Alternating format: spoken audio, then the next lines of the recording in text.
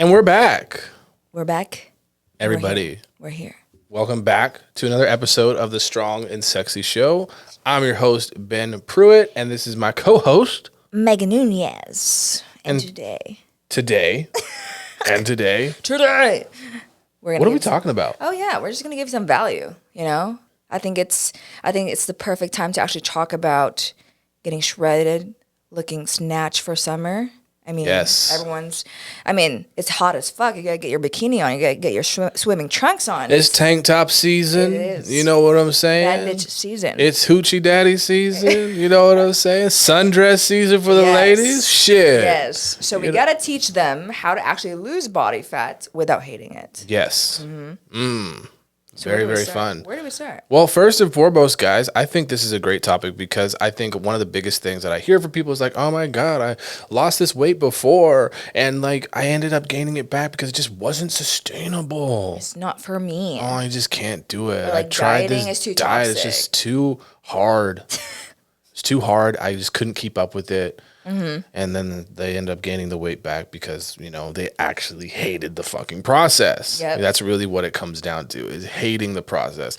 You're not going to stick to something that you hate doing. No, for real. Like, I don't care what benefits you get from it. You know, I don't care how good you look. If you hate it, you ain't gonna do it. You're not even gonna keep the results. Yeah, exactly. You know, you work so hard to get to that point, and how the fuck are you gonna continue to lose that weight or keep the results if by the time you actually hit that goal weight, you're like, okay, I'm done.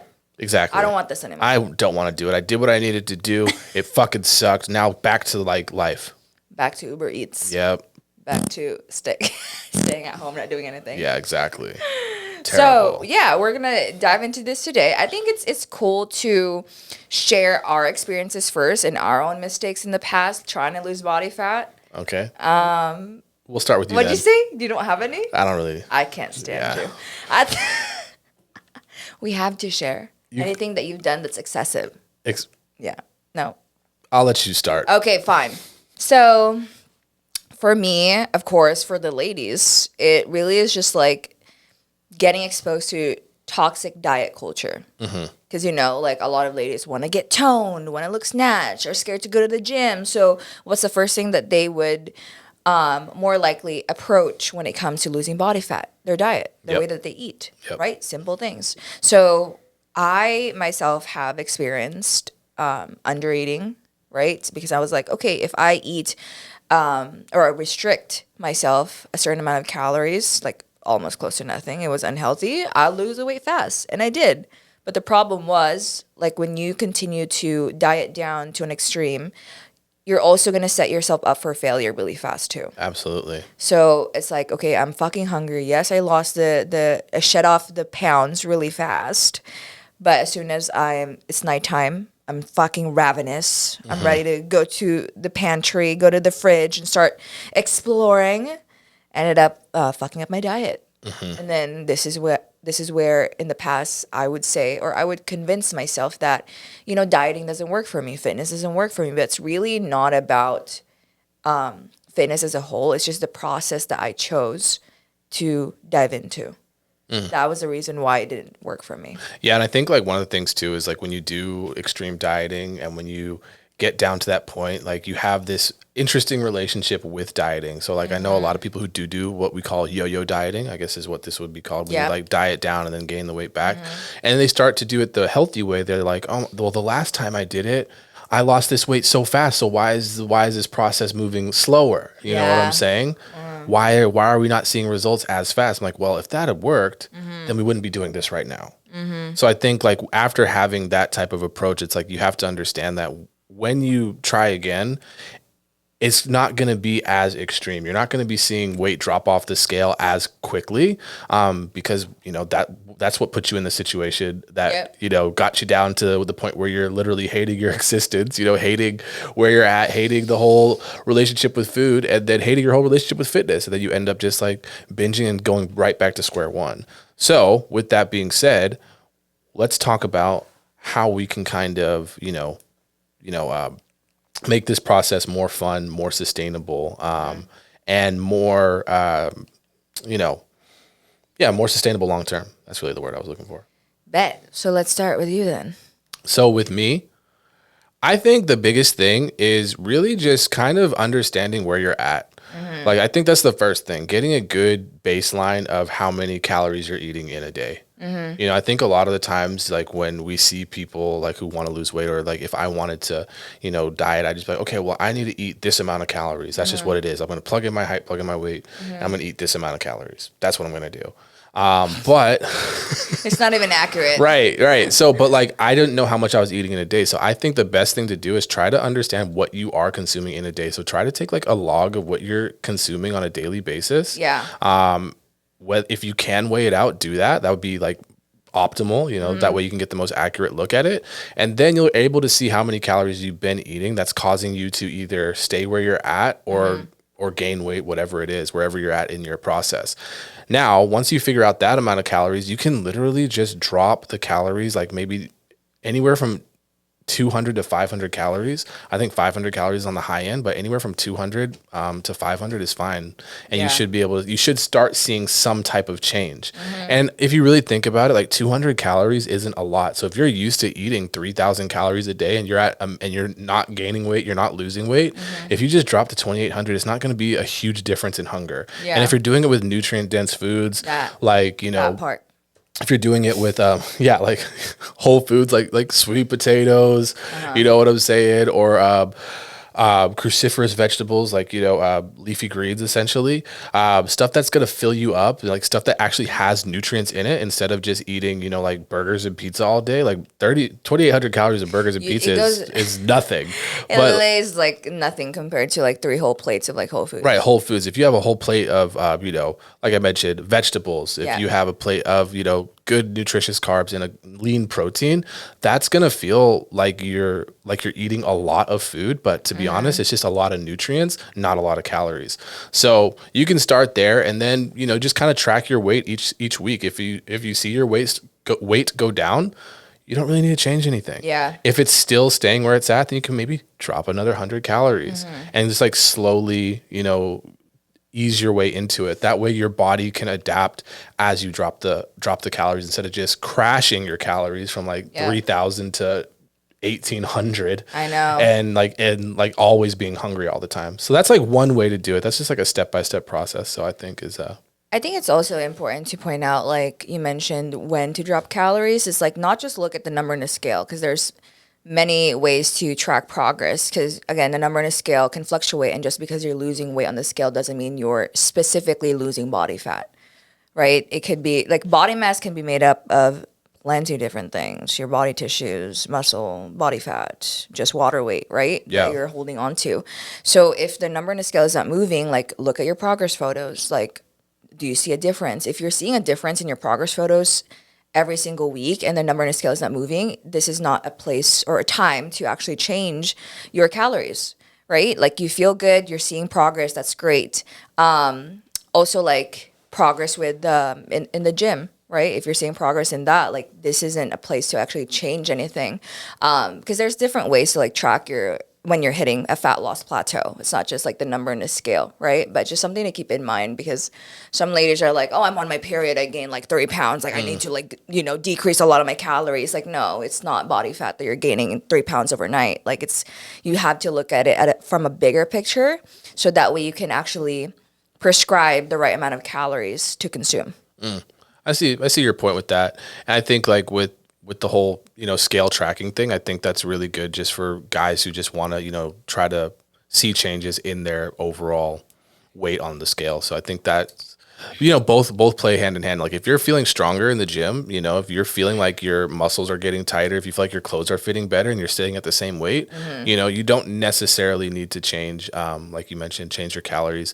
I've actually worked with guys who stayed the same weight, like women the same. Yeah, like who stay the same weight, but basically throughout the entire process, but their before and after photos they look like totally different people. It's like night and day. Yeah. So now I think if you have a lot of weight to lose, right? So yeah, that's a different story. That's a different story. And I think that's more so where I was at with my description. So if you're like, you know, if you have a high BMI, you know, if Yeah. you calculate your BMI and it's in the, you know, overweight or obese range, like Yeah. then you might want to, you know, focus on just trying to get that weight down to a healthy level. Yeah, definitely. If you're like close to like being obese, then yeah, the number in the scale should be a part of that goal. Yeah.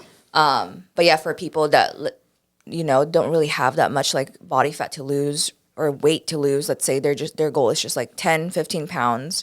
Like you're not going to drastically lose that, especially if you're someone who's been training for such a long time. The number to scale is not going to drastically just drop compared to someone who has a lot of weight to lose. Right. And I think that's like kind of where like the big, you know, debate is like, it's just like, oh, you gotta like be at or below your TDEE. And we can talk about TDEE here in a second, but actually let's go ahead and talk about TDEE first. And then I want to get into this. Okay. So basically, Don't forget it.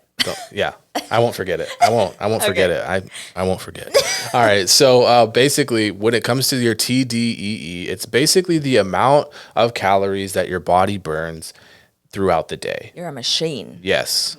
Now, it's made up of different factors. So essentially, your body has to use energy or calories to survive. That's basically called your basal metabolic rate. That takes up the majority of the calories that you burn in a day. The majority of the calories that you burn in a day, you burn just surviving. All right. Literally breathing. Yes, breathing, moving, you know, just digesting food, all that stuff, like just alive, just staying alive.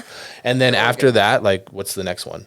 You also have the calories that you burn when you're actually digesting your food. Yeah, the thermic effect of food. Yeah, so this is where it's really beneficial to start eating like whole nutrient dense foods because it takes longer for your body to actually break down that food because it's not processed. Processed foods are basically already broken down food. So you're going to burn more calories when you're eating whole foods and protein as well when you're consuming a lot of protein. Protein, I believe, would cost you like double the amount of calories just to break it down. So when you're in a high protein diet and eating on whole foods, you're going to burn more calories just from the thermic effect of food. Yeah. What's the next one? Non-exercise activity. Non-exercise activity. This is actually outside of BMR, your basal metabolic rate. The non-exercise activity is the second largest, or contributes the second largest to how many calories that you burn in a day. Yeah. So that just means like we walked over here. Getting your steps in. Yeah, we walked over here today. Like, so that's just a one way to get some non-exercise activity. If you have a dog, go play with your dog. You know what I'm saying? Play with your kids. That's non-exercise activity. You know what I'm saying? Fidgeting around, like going. Tapping your feet too. Yep, moving around throughout the day, just going, standing up, sitting down, going from one room to the other. You know what I'm saying? All this is just non-exercise activity that helps you burn more calories. That's why, you know, somebody who is sedentary and just sits down all day versus somebody who may have the same, you know, the same type of basal metabolic rate. They may burn the same amount of calories, you know, just sitting there. But if one of those persons is sedentary and the other person moves more, the other person has a greater chance of dropping that weight. I noticed this too myself when I, compared to when I first started my fitness journey and I was working like a 9-to-5 job, that I was literally on my feet. Like hitting my step goal was not that's not hard. Yeah. But when I started online coaching and now that I'm like on my desk all the time, it's like it's harder to actually get the results that I want. So I have to actually plan to get my steps in. Yeah. Oh, and like you mentioned, if you work from home, you do a sedentary job, like some tweaks you can do is like get a fucking walking pad or something. Yep, walking pad, and just like stand on your desk, maybe take like 30 minutes at a time and go for a little Yeah, just go light for a walk. little walkie, steppies. It's not going to do much of anything like as far as like your exertion level. You're not going to be tired about it. It just really helps. There's so many benefits to just walking. You know, it's just your blood flows better. I feel like your cardiovascular system improves just because you're moving more. You're also standing, which helps with blood circulation. So, I mean, there's so many effects, so many positive benefits that come from just taking a little bit of a walk a day. That's for the non-exercise calories, and of course you have your exercise calories. Your exercise calories, literally the smallest portion. So, of like, the you TDEE. really like as if you look at me. All right, if everything else is the amount of calories that you burn in a day, this right here, this small amount right here, is the amount of calories that you burn from exercise. Yeah. So, I think there's a lot of the times where people put so much emphasis on like, oh, I got to burn all these calories in, throughout my workout. I got to make sure my Apple Watch is at 1,000 calories, which isn't always even accurate anyway. But when it comes down to your exercise, guys, I think the point of exercise should be for health benefits. So if you're lifting weights, if you have a strength training workout, the goal should be to try to get stronger. Yeah. It shouldn't matter how many calories you're burning in your weight training session. Doesn't really matter. Cardio, yes, is a tool to help you burn fat. It helps you get in a calorie deficit because you do burn calories when you are doing cardio. But the purpose of cardio is really just to get your heart rate up and for a sustained amount of time. That's the point. So it increases your cardiovascular endurance, cardiovascular stamina, all that stuff. And it just helps you just become more of a metabolic machine in the long run. So yes, cardio does help you burn fat or burn calories, but it's not going to be the thing that makes or breaks your progress. Yeah. Now, of course, there are some extreme examples, like if you're on a fucking bodybuilding cut. Yeah. The cardio is a big deal. But if you're just an everyday, gym lifestyle, gym goer, again, make sure that we are keeping in mind where the calories burned come from. So now that you know what your TDEE is, you can actually look that up in a calorie calculator or whatever. But the goal to lose weight is by simply eating below your TDEE. So however many calories that you burn in a day, if you want to lose weight, you can just literally eat anywhere from 200 to 500 calories below that. Yep, that puts you in a calorie deficit. Or if you're also someone who, I think it would benefit a lot if you do both of like decreasing your food a bit and also increasing the calorie output from the TDE chart that we talked about. Right. Because I have clients that would prefer actually doing more activity than me cutting down their food. Right. So exactly. So like, let's say for example, like so we can either decrease the calories that we input or we can increase the calories that we output. So how can we increase the calories that we output? We can set a step goal, right? So a movement goal throughout the day. Let's say you're the type of person who averages somewhere around 8,000 steps a day. Instead of dropping your calories significantly, you can just simply increase the steps that you do per day. Maybe, 2,000 to 3,000 extra steps, which is about, a 20 or 30 minute walk. Nothing crazy. Yep. Some people like to do that. I feel personally like the more that I move like throughout the day, the less that I think about food. That's true. To be honest. That's true. I gave this tip too before. I think this was last year, summertime, where Ben and I actually used to walk to a coffee shop just to get our steps in, work at a coffee shop. And if you're in an environment that doesn't give you access to the pantry and the fridge, you're less likely to think about food. Yeah. And this was back when I was in like my cut. So we were outside of the house. I wasn't really doing a lot for my food. I wasn't eating a lot at all. So I would just get out, we'd do our work, I'd get back and I'd eat when I got back. Wasn't really thinking about food at all. I was just, thinking about where I was at. And by the time you get back, you're most likely going to be hungry. Yeah. So that's when you're actually listening to your body, the right cues where your body's actually hungry, not because you're just bored. Another thing that's really helpful too is just going for a walk after you eat. Yeah. Like I think a lot of the times when people like feel like super hungry after they eat, it's like just go for a little walk. It like allows for the body to, move the food around. You know what I'm saying? So just like instead of it just sitting there like empty in your stomach, it'll move the food around, deliver the nutrients to where it needs to go, and it'll satiate you a little bit more. So that's like, this is basically how you guys fucking do your cut without hating it. Yeah. And then you're going back to that point earlier. How do you get back to that point? The point that I forgot. Yeah. I knew it because I was like, he's going to get so distracted and way too deep into this TDEE thing that he's going to forget about that. So I was like waiting until you make it like full circle. Yeah. So we were talking about the, what exactly were we talking about? Do you remember? No, I don't. I don't remember. Totally forgot. I think what we were saying like a lot of the times is when people will go on these diets, like they'll focus so much on, trying to just cut heavily with their calories. Now, again, if you're not somebody who has a lot of fat to lose, like if you like someone like me, I don't really ever have a lot of fat to lose, or somebody who's been in the gym for quite some time, I think that, you know, instead of just dropping your calories significantly, just focus on, you know, trying to eat around like your maintenance calories. Yup. You know, when you do eat around your maintenance calories, that can help you, you know, sustain the same weight that you're at.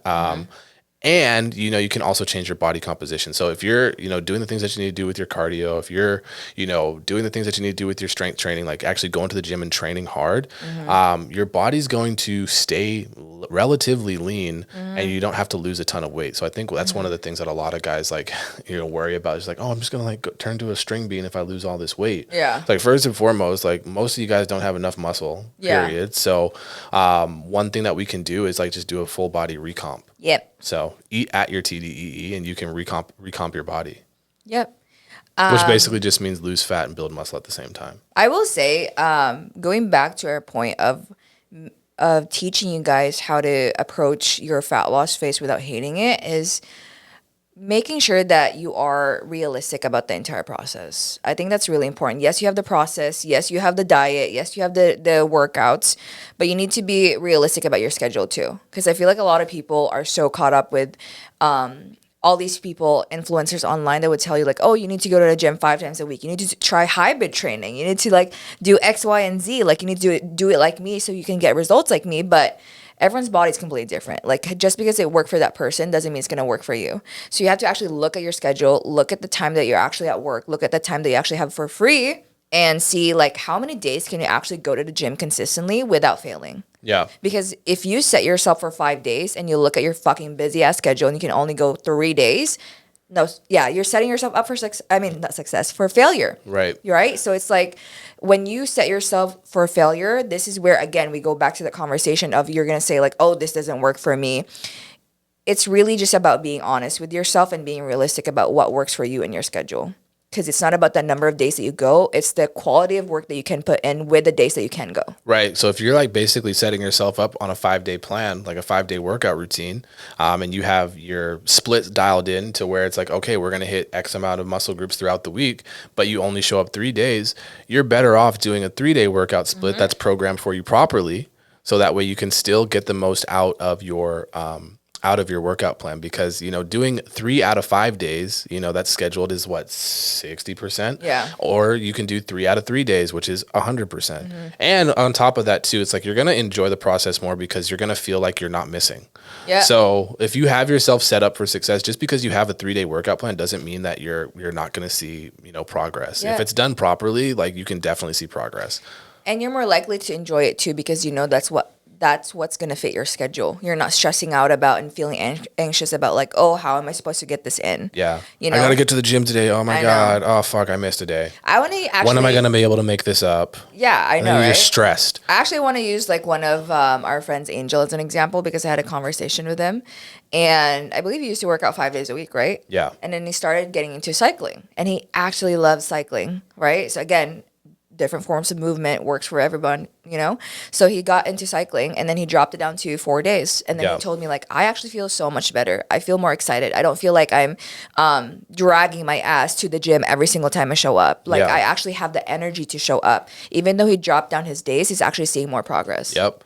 And sometimes that's just what it is too. Like I think a lot of times, like if we don't even realize how stressed we are. And like stress can really kill your progress. Yep. If your body's constantly in a fight state a fight or flight state instead of like a relaxed, calm state, you know, it's not going to be able to adapt very well. You know, your body always adapts the most when you are recovering, when you're at rest, when it has the time to actually calm down. And if you're constantly elevated, high cortisol, like you're not going to be able to see the type of progress that you want to see. Yep. So you got your TDEE down, your nutrition, your workouts.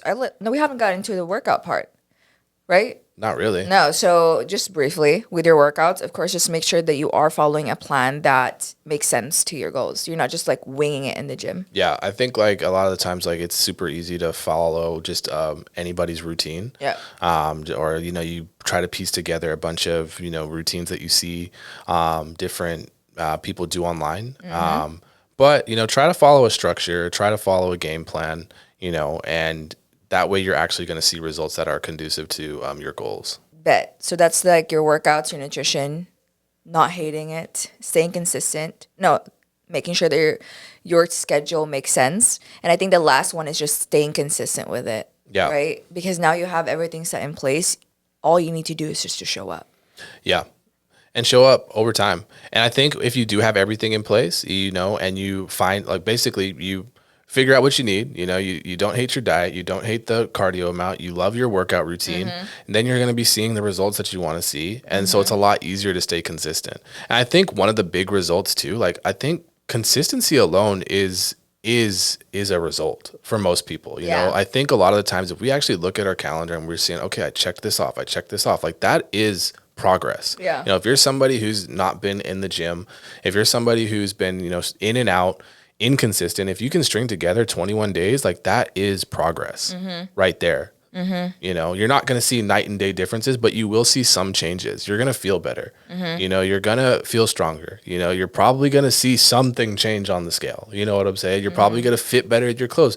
You're going to have, more confidence because you are showing up. That's the biggest thing. I think a lot of the times is like we beat ourselves up because it's like, oh, I can't do X, Y, Z. I missed this, or this didn't happen the right way. And we just start talking negatively to ourselves. But if we like do everything that you just said, and we find that consistency, like, consistency alone is a win. Yeah. I feel like a lot of people struggle with that because they rely on motivation to come. They rely on something on days where they feel good to show up. And I remember I actually posted this on my story where I saw this animation of two different flames. One of them is motivation, one of them is discipline. And motivation is just like, it randomly just like bursts into like a huge flame and then it disappears and then bursts again and it disappears, kind of like motivation.